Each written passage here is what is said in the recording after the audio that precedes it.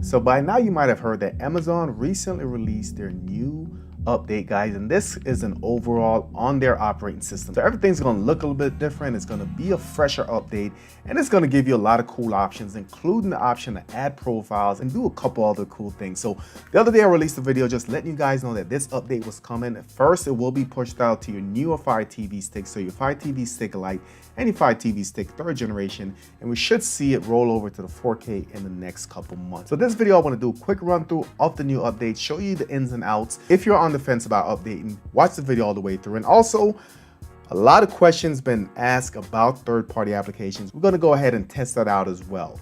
Let's go ahead and jump into it.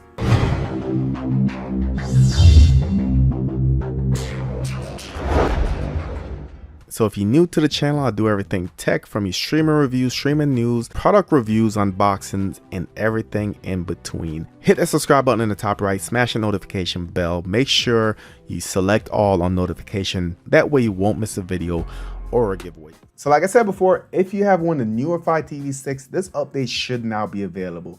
In order to get to that update, you're going to go to your settings. You're going to go all the way over to My Fire TV. You're going to click on About, and then go all the way down to Install Updates. Now, once you click that, guys, it should start downloading and installing. And when it's done, it's going to bring you into this new UI. So the first thing you're going to notice is that this looks a lot different, guys. I don't know about you, but I actually like the new update. So all the way to the left, you're going to have your profiles. And this is probably one of the best features that I love about this new update, guys. Nothing more annoying than having a profile where everyone accesses it, everyone kind of messes up your viewing experience. Your kids watching video games and bubble guppies and all kind of stuff, and your wife or significant other just watching stuff that you're not normally into. So it messes up your recommendations. So you do have options here to add profiles. So let's go ahead and we'll add a child profile. If you haven't created a profile before, it is going to ask you to create a new profile. If you have a profile that you have created on this device before, you might see something here. You can see I have one profile that I was testing a little bit earlier. It is asking me if I do want to create that profile. So just going to bypass that. I'm going to create a new profile. For this, let's go ahead and test the child profile. So we'll click on that.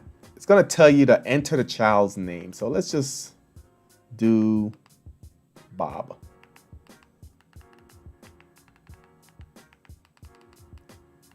All right, we're going to hit next. So 2008, let's click next.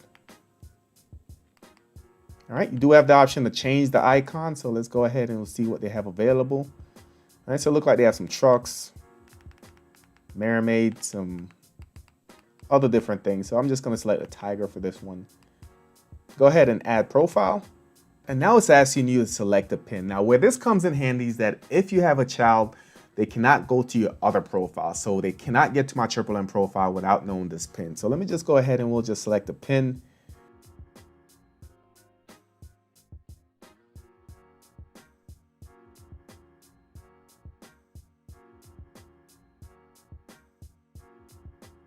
So like I said, I spend a lot of time on this because I do feel like this is a major part of the update, guys. Just a simple addition of the profile option just gives you a lot more control over your devices. And I feel like it's a great addition. So that was the profile overview. I should mention that we do have the spotlight up top, guys, which is going to automatically scroll, but you can go ahead and move it ahead if you wanted to. So next is going to be a library. And the library is basically going to be everything that you purchased, rented, or watch list that you have created. So that will pop up there. Currently don't have anything in there. Next, you're gonna go to your home. So home is where we're used to being on the old user interface, guys. So this is where you're gonna see your next up, your sponsored, your Fire TV tips and tricks, recommended, Prime Video. So this is what a lot of people were used to with the old Fire TV stick. And you can see there's not a lot of options. It is still a little bit clunky, but the cool part about this is that this is not your primary or your only way to experience this new device now. All right, so next we're gonna have Find. And Find, you can do a lot of different things from here. So if you go to the search, you can search for movies, you can search for TV shows, you can search for applications. Let's go ahead and give it a shot. We'll just click search. All right, let's just try Downloader. There it is. You can see it pops right up, and like I said, you can search for content, you can search for applications, you can use the voice function as well on your remote. Let me go ahead and download this. We're going to come back to Downloader here a little bit later. Also within Find, you have the free movies, TV shows, App Store, so you can go specifically to an area. Below you have recommended categories. So next you have your live option, guys. So if you guys have a live subscription, you can view the guide right there. You have your sponsored, Sling TV, of course, live sports, break-in. You also have YouTube TV, IMDb. So this is going to house most of your live options. So if you have one of those subscriptions, you might end up using this a lot more. So next we have this tiny menu, and I think this menu right here is fantastic. So you can see some apps are there. I have YouTube TV, I have Prime Videos, I have IMDb, YouTube, and the App Store. So this is customizable, guys. If you hit the three dots right there, you will go into your applications. You can see these are the apps that are featured up top, guys. So I have the Netflix, YouTube TV, I have Prime Videos, IMDb, YouTube, as well as the App Store.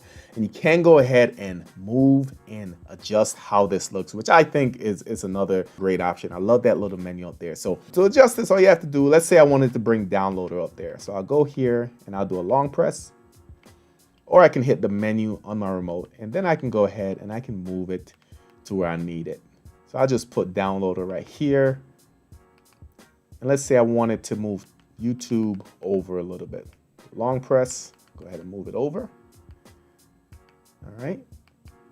And I'll go ahead and I'll bring file link up. And I'll just put the file link on the end there. All right, so now when I go back, you can now see my new layout. And like I said, you can do whatever apps. It doesn't matter if your apps are third party or not. You can do whichever apps you have installed on the system on this menu. So let's go back in, and you can also, if you don't have an application, you can get into more apps. So you can see it has some recommended apps right there. But if you go to all your apps,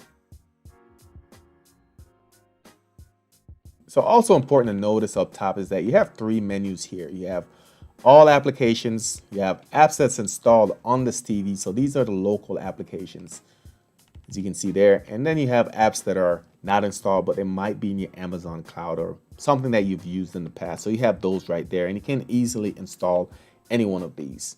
And the last menu is going to be your settings. Now the settings itself is not going to be clickable. However, when you hover over it or when you go to the settings, it will bring up all the settings. So you have your notifications, you have your accounts and profiles, network, display and sound, applications, preferences, Alexa, you have your controllers, live TV, equipment control, MyFire TV, accessibility, as well as your help. So of course, the biggest question is, can I install third-party applications? Yes, you can. So to get to third-party apps and the ability to install them, go to MyFire TV. I'm gonna go to developer options, install unknown apps. Click on that.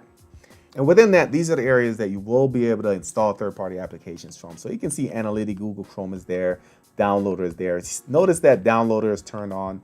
So by default, these are gonna be turned off, guys. Can go ahead and turn it on from within here. So we're gonna go ahead and turn on Downloader, and we're just gonna leave file linked open, and we're gonna get into that here in a little bit. So let's go back home and let's go ahead and we're gonna launch Downloader.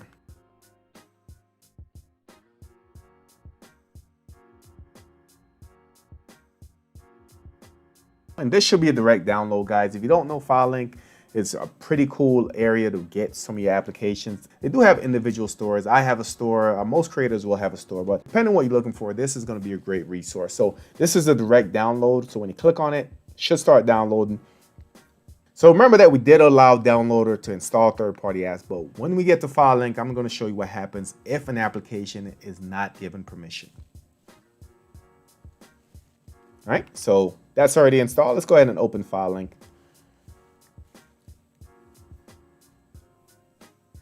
On the screen is my store code is 162-48134. I do have a couple applications in there, but nothing too crazy. But if you guys wanted to download any apps from within my store, you will need the store code on the screen. So 162-48134. Hit continue. Right there, this is my welcome message. If you're new, subscribe to the channel. Here's some links in the description. So if you guys are into streaming, make sure you use a VPN to protect yourself. So check out the 3 VPN deals, IPVanish, Nord, as well as Pure VPN. So those will be linked in the description as well. So let me go ahead and dismiss this. There's gonna be another pop-up, so I'll let that happen. Then we'll jump into another installation. All right, we'll dismiss that. So perfect example here. This is a smart YouTube TV application. This allows you to basically watch YouTube ad free. So let me go ahead and demo that one. So let me click on the download button.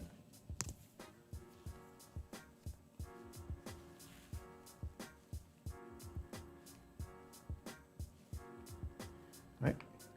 So now when I click install, it's not going to allow me to install. It's saying that file link was not given that permission. So it's going to prompt you to go to the settings and doing it, which I really like that it does pop up and say, hey, file link is not allowed to install apps.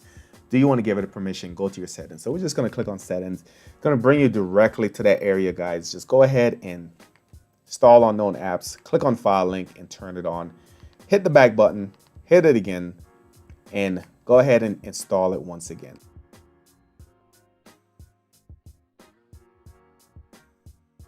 And just like that, application is installed. So that was my run through of the new OS for your Fire Stick. Definitely want to hear your thoughts on this. I know a lot of people were kind of holding off to see what bugs or what's happening. For me, I haven't really noticed anything. I have been going through it. I have been testing content on here. It seems pretty smooth, and I can only imagine this getting better once they push a couple updates. So once again, guys, this is the new Fire Stick update. Let me know what you think. Drop your thoughts in the comment section below. As always, don't forget to like, share, subscribe, and I'll catch you on the next one.